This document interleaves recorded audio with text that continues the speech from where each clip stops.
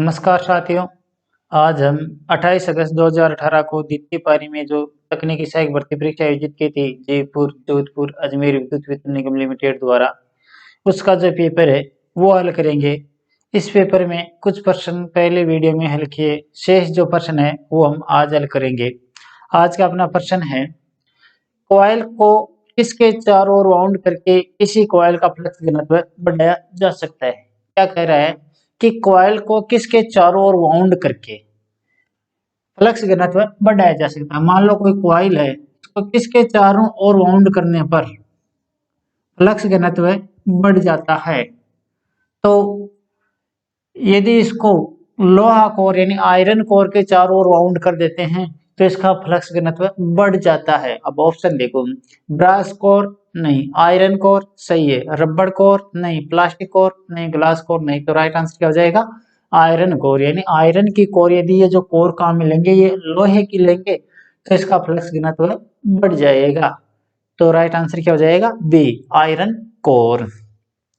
अगला क्वेश्चन है, लाइव उपकरण के धातु के सभी केसिंग का पृथ्वी के इलेक्ट्रोड सिस्टम से कनेक्शन को क्या कहा जाता है। यानी कोई भी जो उपकरण है, इसकी जो केसिंग यानी काय है, इसको पृथ्वी से जोड़ना, यानी मान लो कोई उपकरण है, इसकी काय है उसको ग्राउंड करना क्या कहलाता है। मान लो कोई उपकरण है, इसकी हम काय है तो इसको ग्राउंड करते हैं, तो इसे हम क्या कहेंगे, यानी इस कनेक्शन को क्या कहा जाता है। सेल नहीं, सर्किट नहीं, बॉन्डिंग सही है, ओवरलैप नहीं, इनमें से कोई नहीं। तो इसे हम बॉन्डिंग कहेंगे, यानी ग्राउंड करना या बॉन्डिंग कहेंगे। अगला क्वेश्चन है, जब टूटा हुआ सर्किट किस प्रकार का होता है तो जोड़ पर चिनगारी का बनना यानी बढ़ जाता है। यानी किस प्रकार का, यानी जो ओपन सर्किट है वो किस प्रकार का है कि स्पार्किंग बढ़ जाएगी। देखो, कैपेसिटिव नहीं, प्रतिरोध यानी रेजिस्टिव प्रकार का सर्किट है तो भी नहीं, इंडक्टिव प्रकार का सही है। यदि इंडक्टिव प्रकार का परिपथ है, इसमें यदि ओपन सर्किट हो जाए यानी तार में कोई ब्रेक हो जाए तो स्पार्किंग का मान बहुत ज्यादा बढ़ जाता है। आगे क्या, स्टेप अप सर्किट नहीं, या तो ए या बी, ये भी नहीं। तो राइट आंसर क्या हो गया, सी, इंडक्टिव प्रकार का सर्किट होने पर यानी ओपन सर्किट हो जाए उसमें तो स्पार्किंग बढ़ जाती है, यानी चिनगारी बढ़ जाती है। राइट आंसर क्या हो गया, सी, इंडक्टिव प्रकार का। अगला क्वेश्चन है, रिले कनेक्शन पर पाया जाने वाला काला जमा हुआ पदार्थ किस कारण होता है। यानी जो रिले कनेक्शन होते हैं, इसके जो कॉन्टेक्टर होते हैं, एन और एन सी वाले कॉन्टेक्टर होते हैं जो ऑन ऑफ का काम करते हैं, उन पर बार बार वो ऑन ऑफ होते रहते हैं तो एक काला रंग की परत जम जाती है। तो यह किस कारण होता है, यही पूछा है कि रिले कनेक्शन पर पाया जाने वाला काला जमा हुआ पदार्थ किस कारण होता है। ऑप्शन देखो, कार्बन का जमा होना नहीं, धातु की वाष्प सघनता सही है, धूल का जमा होना नहीं, ए और बी दोनों या इनमें से कोई नहीं। तो राइट आंसर क्या हो जाएगा, बी, धातु की वाष्प का सघन होना। यानी धातु की जो वाष्प होती है वो बार बार ऑन ऑफ होने पर स्पार्किंग से धातु की जो वाष्प होती है वो वहां सघन होकर यानी चिपक जाती है और इस कारण वो काला जमा हुआ पदार्थ सा बन जाता है। तो राइट आंसर क्या हो गया, बी, धातु की वाष्प का सघनन। अगला क्वेश्चन है, एक कंडक्टर में अधिकतम ईएमएफ प्रेरित करने के लिए कंडक्टर की गति की दिशा क्या होनी चाहिए। यानी यानी जो हम कहते हैं कि फैराडे के विद्युत चुम्बकीय प्रेरण का सिद्धांत, इस सिद्धांत के अनुसार ये क्या कह रहा है कि एक चालक में अधिकतम विद्युत वाहक बल प्रेरित कब होगा, जब, अब देखो ए ऑप्शन में क्या दे रखा, फ्लक्स की चुंबकीय रेखाओं के लंबवत, यानी चालक हो फ्लक्स की चुंबकीय बल रेखाओं के लंबवत होने पर होगा, सही है। फ्लक्स यानी चालक है वो फ्लक्स की चुंबकीय रेखाओं के समांतर पर नहीं, फ्लक्स की चुंबकीय रेखाओं के अनुरूप, यानी अनुरूप और समांतर लगभग समान है तो ये भी नहीं, फ्लक्स की चुंबकीय रेखाओं के स्पर्श है ये भी नहीं, फ्लक्स की चुंबकीय रेखाओं के क्षैतिज में ये भी नहीं होगा। तो यानी अधिकतम विद्युत वाहक बल कब होगा, जब चालक है वो फ्लक्स के जो चुंबकीय फ्लक्स की बल रेखाएं हैं इसके लंबवत होगा तो अधिकतम विद्युत वाहक बल पैदा होगा। तो राइट आंसर क्या हो गया, ए, फ्लक्स की चुंबकीय रेखाओं के लंबवत। अगला क्वेश्चन है, आर्मेचर कोर बनाने के लिए निम्न में से कौन सा पदार्थ प्रयोग किया जाता है। यानी जो कोर बनाते हैं इसके लिए सिलिकॉन स्टील काम में लेते हैं। अब ऑप्शन देखो क्या है, ए में क्या है सिलिकॉन स्टील, बी में क्या है एल्यूमिनियम, सी में क्या है कॉपर, डी में है माइल्ड स्टील, ई में टंगस्टन। तो इसमें सिलिकॉन स्टील सही होगा, यानी ए ऑप्शन सही होगा कि जो कोर है आर्मेचर कोर बनाते हैं। अब यह केवल आर्मेचर कोर के बारे में पूछा तो आर्मेचर कोर हमेशा सिलिकॉन स्टील की बनाई जाती है। यदि अन्य कोर पूछ ले और उसमें उच्च फ्रीक्वेंसी के बारे में पूछ ले तो फेरिट कोर कहाँ मिलेंगे, और निम्न या निम्न फ्रीक्वेंसी के बारे में पूछ ले तो सिलिकॉन स्टील कहाँ मिलेंगे, जबकि यहाँ तो केवल आर्मेचर कोर के बारे में ही पूछते हैं। तो आर्मेचर कोर बनाने के लिए सिलिकॉन स्टील प्रयोग करेंगे। राइट आंसर क्या हो गया, ए सिलिकॉन स्टील। अगला क्वेश्चन है अल्टरनेटर क्या पैदा करने के लिए प्रयुक्त किया जाता है। अल्टरनेटर क्या पैदा करने के लिए प्रयोग किया जाता है। तो देखो अल्टरनेटर है वो एसी प्रेरित करने के लिए या एसी पैदा करने के लिए प्रयोग किया जाता है। यदि यह जनरेटर के बारे में पूछ ले तो डीसी पैदा करने के लिए, और अल्टरनेटर के बारे में पूछा है तो एसी पैदा करने के लिए। अब ऑप्शन देखो एसी या डीसी या प्रकाश ऊर्जा, रासायनिक ऊर्जा, ए या बी दोनों, ए और बी दोनों। तो राइट आंसर क्या हो जाएगा, अल्टरनेटर है एसी पैदा करने के लिए प्रयोग किया जाता है। तो राइट आंसर क्या हो गया, ए एसी। अगला क्वेश्चन है एक अल्टरनेटर के कम्यूटेटर में क्या होता है। यानी अल्टरनेटर का जो कम्यूटेटर होता है, जो इसमें क्या लगा होता है, यानी अल्टरनेटर के अंदर क्या होता है, अल्टरनेटर में स्लिप रिंग प्रयोग की जाती है। यदि यहाँ जनरेटर के बारे में पूछ लेता तो स्प्लिट रिंग, जिसे हम दिक् प्रवर्तक या कम्यूटेटर कहते हैं। तो यहाँ अल्टरनेटर के बारे में पूछा है तो स्लिप रिंग प्रयोग की जाती है। कई बार स्लिप रिंगों की संख्या भी पूछ लेते हैं कि 3 फेज अल्टरनेटर है और रोटेटिंग फील्ड प्रकार का है तो इसमें कितने स्लिप रिंग प्रयोग करेंगे। तो रोटेटिंग फील्ड है तो 2 स्लिप रिंग प्रयोग करेंगे, और यदि रोटेटिंग आर्मेचर प्रकार का यानी उसका जो आर्मेचर है वो घूर्णित हो रहा है तो 4 स्लिप रिंग प्रयोग करेंगे, तीनों फेज की। वो जो स्टार बिंदु होगा उसके यानी न्यूट्रल बिंदु कह सकते हैं हम, स्टार बिंदु, तो उसकी तो रोटेटिंग आर्मेचर प्रकार का है तो 4 स्लिप रिंग, रोटेटिंग फील्ड प्रकार का होगा तो 2 स्लिप रिंग। अब इसमें डायरेक्ट यही पूछा है कि जो कम्यूटेटर या होते हैं वहां क्या होता है, तो वहां पर स्लिप रिंग होती है। तो राइट आंसर क्या हो गया, स्लिप रिंग, बी ऑप्शन इसका सही होगा। अगला क्वेश्चन है कंडक्टर को बंडलिंग मुख्य रूप से किस लिए किया जाता है। यानी बंडलिंग का क्या है कि यदि ज्यादा चालक है, यानी एक के बजाय ज्यादा जो चालक है उनको एक साथ बंडलिंग करते हैं। मान लो जैसे कि हम अवरेज लाइनों में 6 या 7 तार लेते हैं एल्यूमिनियम कंडक्टर स्टील रेनफोर्स्ड वाला ACSR। तो इसके अंदर क्या होता है कि इसके अंदर यानी ये चालकों को इसके ऊपर बंडलिंग इस प्रकार से इनको लपेटित कर देते हैं, बंडलिंग प्रकार के रस्सीनुमा सी बना देते हैं इसको। तो यही कह रहा है कि ये रस्सीनुमा क्यों बनाया जाता है, यानी एक तार के ऊपर वो रस्सीनुमा सी बना देते हैं। तो ये बंडलिंग करने का मुख्य उद्देश्य क्या होता है, चालक को बंडलिंग करने से सतह प्रभाव कम हो जाता है। तो सतह प्रभाव से क्या होगा कि उसका जो प्रतिरोध है, जो रिएक्टेंस है वो कम हो जाता है, यानी सतह प्रभाव कम होने से रिएक्टेंस भी कम हो जाएगा। और यदि चालक सीधा रहेगा तो उसका जो रिएक्टेंस है वो ज्यादा रहेगा, यानी सतह प्रभाव ज्यादा होगा तो रिएक्टेंस भी ज्यादा होगा। अब ऑप्शन देखो, प्रतिघात को कम करना। अब यदि सतह प्रभाव कम होगा तो रिएक्टेंस यानी प्रतिघात कम हो जाएगी, तो सही है ये। प्रतिघात को अधिक करना नहीं, रेडियो व्यक्तकरण अधिक करने के लिए ये भी नहीं होगा, रेडियो व्यक्तकरण कम करने के लिए ये भी नहीं होगा, इनमें से कोई नहीं। तो राइट आंसर क्या हो जाएगा, ए प्रतिघात को कम करना। तो ए ऑप्शन इसका सही होगा। अगला क्वेश्चन है सिंचाई और घरेलू पंप सेट में निम्न में से कौन सा मोटर प्रयुक्त किया जाता है। यानी जो सिंचाई व्यवस्था है या घरेलू पंप सेट है इसमें कौन सी मोटर प्रयोग की जाती है। तो इसके अंदर स्क्वायरल केज इंडक्शन मोटर प्रयोग की जाती है। ऑप्शन देखो, यूनिवर्सल मोटर यानी सार्वत्रिक मोटर नहीं, इंडक्शन मोटर सही है, अल्टरनेटर नहीं, सिंक्रोनस मोटर नहीं, डीसी मोटर नहीं। और इंडक्शन मोटर में भी पूछ ले कि कौन सी, तो स्क्वायरल केज इंडक्शन मोटर नहीं, गिलहरी पिंजर प्रेरण मोटर प्रयोग करते हैं। तो राइट आंसर क्या हो जाएगा, इंडक्शन मोटर यानी बी ऑप्शन इसका सही होगा।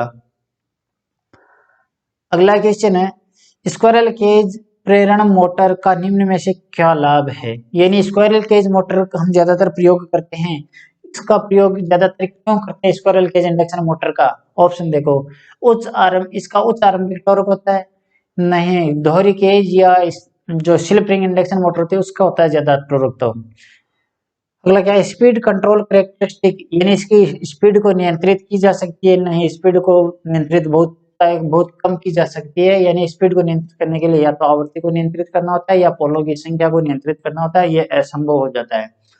अगला क्वेश्चन क्या है, सहज उपलब्धता, इसके अलावा और भी देखो एक बार, स्टार्ट करते समय उच्च धारा और मजबूत और रख रखाव में कम समस्या है। तो राइट, इन जो ऑप्शन दे रखे हैं इनमें से सबसे ज्यादा लाभ क्या है इसका, यानी ये मोटर मजबूत होती है, रख रखाव या मेंटेनेंस की कम आवश्यक होता है। तो इसमें रख रखाव की कम समस्या होती है, मेंटेनेंस कम आवश्यक होता है और मोटर मजबूत होती है, उपलब्ध भी हो जाती है सहजता से।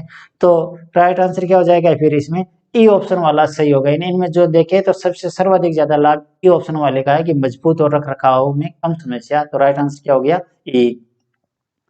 अगला क्वेश्चन है, किसी आयरन कोर पर 60 फेरे लपेटे हुए हैं, कॉइल का इंडक्टेंस 4 मिली हेनरी है, यदि फेरों की संख्या 2 गुनी कर दी जाए तो इंडक्टेंस का मान क्या होगा? यानी जो लपेटनों की संख्या है n बराबर क्या दे रखा है, यानी n बराबर है 60 लपेटन, यानी लपेटों की संख्या n बराबर है 60, L बराबर है 4 मिली हेनरी। अब ये कह रहे हैं यदि लपेटों की संख्या 60 की अपेक्षा 2 गुनी कर दी जाए यानी 120 कर दी जाए तो क्या होगा, इंडक्टेंस का मान क्या होगा? तो देखो L बराबर क्या होता है, n इंटू पाई बटा आई, n इंटू पाई बटा आई। तो अब देखो किन किन कारकों पर निर्भर करेगा L, L है वो n के समानुपाती होगा, पाई के समानुपाती होगा और I के विलोमानुपाती होगा। अब यहाँ देखो n को दुगुना कर रहे हैं तो L भी दोगुना हो जाएगा, परंतु n को दुगुना करने पर फाई भी दोगुना होगा, यानी जो फ्लक्स है वो भी दुगुना हो जाएगा। जो मान लो कोर है, इसके कोर में लपेटों की संख्या 2 गुनी कर दी जाएगी तो इसका जो फ्लक्स है वो भी 2 गुना हो जाएगा। तो 2 गुना n दुगुना कर रहे हैं तो L दुगुना होगा, साथ ही फाई दुगुना हो जाएगा तो L और दुगुना हो जाएगा, फलस्वरूप क्या हो जाएगा, 4 गुना हो जाएगा। अब देखो पहले 4, अब कितना हो जाएगा, 4 गुना यानी 16 मिली हेनरी हो जाएगा। तो अब क्या हो जाएगा, 16 मिली हेनरी, क्योंकि दुगुना हो जाएगा एन की वजह से और दुगुना हो जाएगा फाई की वजह से, यानी एन दुगुना हो रहा है तो फाई भी दुगुना हो रहा है, फाई दुगुना हो रहा है तो एल भी दुगुना हो जाएगा, फलस्वरूप 2 इंटू 2 बराबर 4 गुना हो जाएगा। तो इसका जो एल यानी इंडक्टेंस है वो क्या हो जाएगा, 4 गुना, यानी पहले 4 अब क्या हो जाएगा 16 मिली हेनरी। तो राइट आंसर क्या हो जाएगा, 16 मिली हेनरी, यानी डी ऑप्शन इसका सही होगा। अगला क्वेश्चन है, एयर कोर कंडक्टर का प्रयोग किस में किया जाता है? एयर कोर कंडक्टर का प्रयोग उच्च फ्रीक्वेंसी में किया जाता है, मध्यम फ्रीक्वेंसी या जो मध्यम फ्रीक्वेंसी होती है इसके अंदर तो करते हैं फेरेट कोर, निम्न फ्रीक्वेंसी में करते हैं सिलिकॉन स्टील की कोर और उच्च फ्रीक्वेंसी में वायो कोर प्रयोग करते हैं। अब ऑप्शन देखो, रेडियो फ्रीक्वेंसी एप्लीकेशंस, यानी आरएफ सिग्नल में, आरएफ सिग्नल के कौन से होते हैं, जो 20 किलो हर्ट्ज से उच्च की फ्रीक्वेंसी होती है वो आरएफ कहलाती है, यानी 20 हर्ट्ज से 20 किलो हर्ट्ज तक तो एफ ऑडियो फ्रीक्वेंसी, और 20 किलो हर्ट्ज से ऊपर की जो आवृत्ति होती है वो रेडियो फ्रीक्वेंसी होती है। तो सही है, यानी उच्च फ्रीक्वेंसी होती है आरएफ, तो रेडियो फ्रीक्वेंसी एप्लीकेशन में करते हैं, सही है। बी में क्या देख रखा है, पावर सप्लाई फिल्टर में नहीं, मध्यम फ्रीक्वेंसी एप्लीकेशन, मध्यम फ्रीक्वेंसी में फेरिट कोर ज्यादातर प्रयोग करते हैं। लो पास फिल्टर, कम ऑडियो फ्रीक्वेंसी एप्लीकेशन, कम ऑडियो फ्रीक्वेंसी एप्लीकेशन में हम सिलिकॉन स्टील प्रयोग करते हैं। तो अब राइट आंसर क्या हो जाएगा, एयर कोर कंडक्टर का प्रयोग हम आरएफ एप्लीकेशंस में करते हैं, एप्लीकेशन यानी आरएफ और रेडियो यानी रेडियो फ्रीक्वेंसी में हम करते हैं। तो राइट आंसर क्या हो गया, ए, रेडियो फ्रीक्वेंसी एप्लीकेशंस। अगला क्वेश्चन है,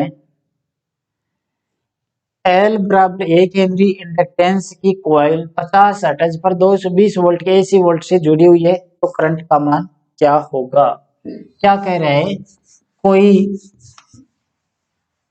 इंडक्टर है यानी कोई कॉइल है जिसका L बराबर क्या है, 1 हेनरी, यानी L बराबर है 1 हेनरी। 1 हेनरी इंडक्टेंस वाली कॉइल एफ बराबर है 50 हर्ट्ज। एफ बराबर है 50 हर्ट्ज। वी बराबर है 200 वोल्ट। We 220 volt. वी बराबर है 220 वोल्ट है से जुड़ी हुई है, तो करंट आई बराबर क्या होगा, इसका आई एल बराबर क्या होगा ज्ञात कीजिए। तो देखो आई बराबर क्या होगा, आई बराबर यदि इंडक्टिव प्रीप है तो आई बराबर होगा वी अपॉन एक्स एल, यानी आई एल बराबर हो जाएगा वी अपॉन एक्स एल। अब वी तो दे रखा है, एक्स एल नहीं दे रखा है, तो एक्स एल बराबर क्या हो जाएगा, एक्स एल बराबर होता है 2 पाई एफ एल। तो क्या हो जाएगा 2 इंटू पाई का मान कितना हो गया 3.14 इंटू एफ का मान कितना है 50 इंटू एल का मान क्या है 1। तो कितना हो गया देखो 50 इंटू 200, 100 को 3.14 से गुना किया तो 314। तो 314 ओम क्या हो गया, एक्सएल बराबर हो गया 314 ओम। अब आई एल ज्ञात कर लो। आई एल बराबर क्या हो जाएगा, आई बराबर वी, वी का मान कितना है 220, तो 220 बट्टा एक्सएल, एक्सएल का मान कितना है 314। तो आई एल बराबर क्या हो जाएगा 220 में 314 का भाग लगाओ, 314 आ रहा है 0.70, 0.70 एम्पियर। ऑप्शन में मिली एम्पियर है, इसको मिली एम्पियर में बदलेंगे तो कितना हो जाएगा 1 2 3, यानी 3 अंक आगे आ जाएगा 700 मिली एम्पियर, 700 मिली एम्पियर। तो राइट आंसर क्या हो जाएगा 700 मिली एम्पियर। तो राइट आंसर क्या हो जाएगा किस में है देखो, डी ऑप्शन में देखो 700 मिली एम्पियर। तो राइट आंसर हो गया डी 700 मिली एम्पियर। अगला क्वेश्चन है ACSR का विस्तार क्या है, यानी ACSR तार का पूरा नाम क्या है। देखो ACSR क्या होता है, एल्यूमिनियम कंडक्टर स्टील रेनफोर्स्ड, यानी एक स्टील का तार होता है और इसके ऊपर एल्यूमिनियम के तार रस्सी नुमा बना देते हैं, तो ये हो गया एल्यूमिनियम के तो चालक और तनन प्रतिबल सहन करने के लिए होता है स्टील का तार। तो ACSR का आशय हो गया एल्यूमिनियम कंडक्टर स्टील रेनफोर्स्ड। कई बार CCSR के बारे में पूछ लेते हैं, यानी CCSR यानी CCSR copper conductor steel reinforced, वो हो गया ताम्र तार और स्टील का तनन प्रतिबल सहन करने के लिए स्टील तार। तो यहाँ ACSR के बारे में पूछा है तो एल्यूमिनियम कंडक्टर स्टील रेनफोर्स्ड किस में देखो, ए ऑप्शन में देखो aluminium conductor steel reinforced, A option इसका सही होगा। अगला क्वेश्चन है उच्च आवृत्तियों पर कंडक्टर की सतह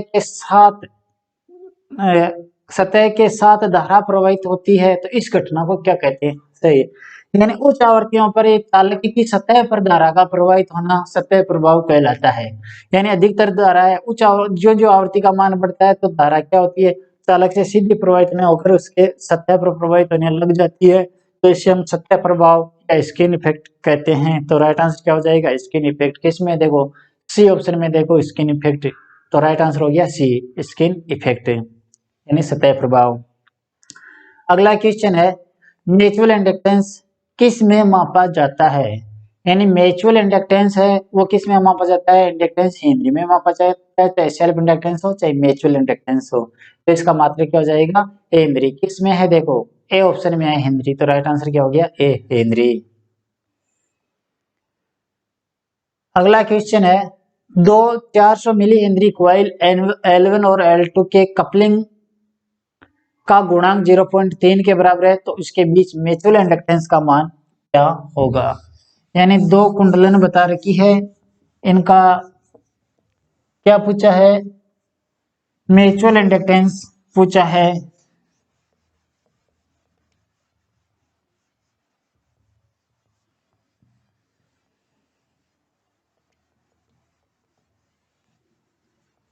देखो क्या दे रखा है कि दो कॉइल है, एक है L1 बराबर है 400 मिली हेनरी, L2 भी है 400 मिली हेनरी, 400 मिली हेनरी की दो कॉइल कपलिंग गुणांक के बराबर है 0.3 तो एम बराबर म्यूचुअल इंडक्टेंस क्या होगा? तो सूत्र क्या है देखो, म्यूचुअल इंडक्टेंस एम बराबर होता है के into root L1 into L2, यानी म्यूचुअल इंडक्टेंस बराबर हो जाएगा के into root L1 into L2। के का मान क्या है 0.3 बटा सॉरी 0.3 इंटू रूट L1 का मान क्या है 400 इंटू 400 मिली हेनरी में। क्या हो जाएगा 400 इंटू 400 का वर्गमूल निकालेंगे तो वापिस क्या आ जाएगा 400 आ जाएगा। तो 0.3 इंटू 400 कितना होगा 4 3 12 120 किस में है मिली हेनरी में है, तो मिली हेनरी। तो राइट आंसर क्या हो जाएगा 120 मिली हेनरी। किस में है ए ऑप्शन में है देखो। तो राइट आंसर क्या हो गया ए 120 मिली हेनरी।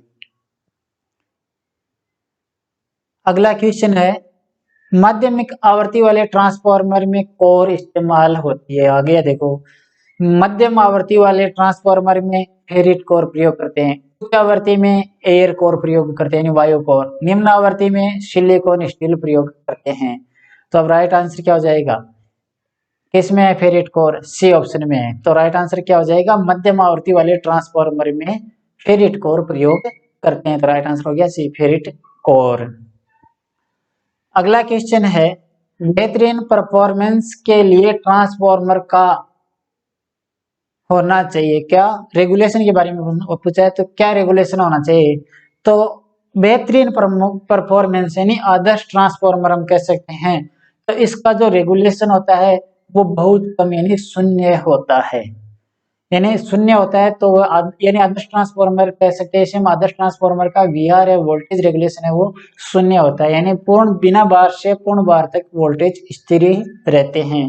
तो अब ऑप्शन देखो सर्वाधिक प्रतिशत रेगुलेशन, सर्वाधिक प्रतिशत रेगुलेशन नहीं होता है, यानी शून्य होता है। 1% रेगुलेशन नहीं, न्यूनतम प्रतिशत रेगुलेशन ये भी नहीं, 100% रेगुलेशन ये भी नहीं, इनमें से कोई न्यूनतम प्रतिशत रेगुलेशन हाँ सही है, न्यूनतम या शून्य भी कह सकते हैं इसे, और 100% रेगुलेशन ये भी नहीं और इनमें से कोई नहीं। तो राइट आंसर क्या हो जाएगा सी न्यूनतम प्रतिशत रेगुलेशन। और यदि आदर्श है 100% यानी उसमें जो इनपुट वोल्ट के यानी जो लॉसेज बहुत कम है नहीं के बराबर है, जैसे कि मान लो कि वी कोई उदाहरण लेके चलते हैं, देखो मान लो इसको उदाहरण से समझ लेते हैं कि एक ट्रांसफार्मर है जो बिना भार पर मान लो कि 200 वोल्ट जनरेट कर रहा है, भार पर भी 200 वोल्ट ही है, तो इसका वी आर क्या हो जाएगा no load minus full load बट्टा फुल लोड इंटू 100। तो कितना हो रहा है 200 माइनस 200 कितना हो गया 0 इंटू 100 बट्टा 200 कितना हो जाएगा 0 ही हो जाएगा। तो बहुत कम आ रहा है ना, यानी शून्य हो रहा है। तो अच्छे ट्रांसफार्मर जिसमें इनपुट यानी बिना भार और भार पर बराबर वोल्टेज है, तो इसका वी आर क्या हो जाएगा रेगुलेशन शून्य हो जाएगा। अब इसमें क्या दे रखा है, यानी अच्छे के लिए पूछा है तो बहुत कम होना चाहिए या शून्य होना चाहिए। अब शून्य तो इसमें दे नहीं रखा है, तो क्या हो जाएगा न्यूनतम प्रतिशत रेगुलेशन, यानी सी ऑप्शन इसका सही हो जाएगा। अगले में दे रखा है किसी आदर्श ट्रांसफार्मर का वोल्टेज रेगुलेशन होता है। अब देखो ये पूछ लिया वापिस से, किसी आदर्श ट्रांसफार्मर का वोल्टेज रेगुलेशन क्या होता है शून्य होता है, यानी वी आर बराबर क्या हो जाएगा वोल्टेज रेगुलेशन बराबर क्या होता है नो लोड वोल्टेज यानी V no load minus V full load बट्टा वी फुल लोड इंटू 100। अब ये उदाहरण मान लें कि नो लोड पर 200 है, फुल लोड पर भी 200 है, तो 200 माइनस 200 बटा 200 इंटू 100 तो कितना आ रहा है शून्य। तो इसका वी आर बराबर क्या हो जाएगा 0% हो जाएगा। तो इसमें वी आर का मान क्या हो जाएगा शून्य, ए ऑप्शन इसका सही होगा। अगला क्वेश्चन है ट्रांसफार्मर निर्माता आमतौर पर करंट रेटिंग कौन सा दर्शाता है, यानी ट्रांसफार्मर का जो निर्माता होता है वो ट्रांसफार्मर में करंट रेटिंग लिखता है, वो क्या होता है वो सेकेंडरी करंट होता है, यानी केवल सेकेंडरी करंट से ही ट्रांसफार्मर को मापते हैं। जैसे मान लो कि कोई 5 एम्पीयर ट्रांसफार्मर है, इसका से क्या हो गया कि ये सेकेंडरी में 5 वोल्ट दर्शाएगा, 50 एम्पीयर है तो 50 एम्पीयर आउटपुट देगा ये। तो इस प्रकार से केवल सेकेंडरी वाइंडिंग का दर्शाते हैं। तो ऑप्शन देखो क्या है, केवल सेकेंडरी वाइंडिंग सही है। ट्रांसफार्मर कोर में नहीं, केवल प्राथमिक वाइंडिंग नहीं, ए और बी दोनों नहीं, टेप चेंजर में नहीं। तो राइट आंसर क्या हो गया, एक केवल सेकेंडरी वाइंडिंग। अगला प्रश्न है, प्रभावी अर्थिंग के लिए किसका मिश्रण अर्थ इलेक्ट्रोड के चारों ओर भरा जाता है? अर्थिंग को प्रभावी बनाने के लिए अर्थ के चारों ओर नमक, कोयला और पानी डाला जाता है, यानी नमक, कोयला और पानी डाला जाता है। ऑप्शन देखो, सीमेंट नहीं, कार्बन नहीं, राख नहीं, कोल और साल्ट। कोल का से क्या, कोयला, और साल्ट का से नमक है, यानी कोल और नमक सही है, रेत नहीं। तो राइट आंसर क्या हो गया, डी, कोल और साल्ट। अगला क्वेश्चन है, 200 वोल्ट सप्लाई पर 100 वाट बल्ब का प्रतिरोध क्या होगा? मान लो कोई लैंप है जिसका प्रतिरोध पूछा है, क्या क्या दे रखा है कि 200 वोल्ट सप्लाई पर V बराबर क्या है, 200 वोल्ट, P बराबर क्या है, 100 वाट, तो R बराबर क्या होगा? तो देखो सूत्र क्या है, P बराबर होता है V स्क्वायर अपॉन R। यदि R ज्ञात करना है तो R बराबर हो जाएगा V square upon P। V का मान क्या है, 200, तो 200 इंटू 200 बट्टा P का मान क्या है, 100, 0 से 0 कितना का, 2 दूनी 4, तो कितना हो गया, 400 ओम। इसका प्रतिरोध क्या हो जाएगा, 400 ओम। किसमें, सी ऑप्शन में। तो राइट आंसर हो गया सी, 400 ओम। अगला क्वेश्चन है, किसी कैपेसिटर के चार्ज क्यू, वोल्टेज V और कैपेसिटेंस C के मध्य संबंध क्या है? क्या कह रहा है कि कोई कैपेसिटर है जिसके अंदर क्या क्या दे रखा है, कैपेसिटर में चार्ज यानी आवेश कूलाम में, और विभव वोल्ट में, और कैपेसिटेंस C में दे रखा है। तो इनमें संबंध क्या होता है, तो इनमें संबंध होता है, देखो क्यों बराबर होता है C इंटू वी, क्यों बराबर होता है C इंटू वी। अब C ज्ञात करना हो तो क्या हो जाएगा, C बराबर हो जाएगा क्यों बट्टा V। तो क्या हो जाएगा, क्यों बट्टा V। किसमें है, देखो ए में क्या है, C बराबर क्यों बट्टा V सही है, यानी क्यों बट्टा V दे रखा है। बी में क्या है, क्यू इंटू वी नहीं, सी में क्या है, V बट्टा क्यू, ये भी नहीं होगा। डी में क्या है, क्यू स्क्वायर अपॉन वी, ये भी नहीं होगा। ई में क्या है, वी स्क्वायर अपॉन क्यू, ये भी नहीं होगा। तो राइट आंसर क्या हो जाएगा, ए, क्यों सी बराबर क्यू बट्टा वी, यानी सी कैपेसिटेंस बराबर क्या हो जाएगा, आवेश बट्टा वोल्टेज, आवेश बट्टा वोल्टेज, यानी ए ऑप्शन सही होगा। तो ये कुछ प्रश्न इस पेपर से संबंधित थे। शेष जो प्रश्न है वो नेक्स्ट वीडियो में रहेगा। ठीक है साथियों।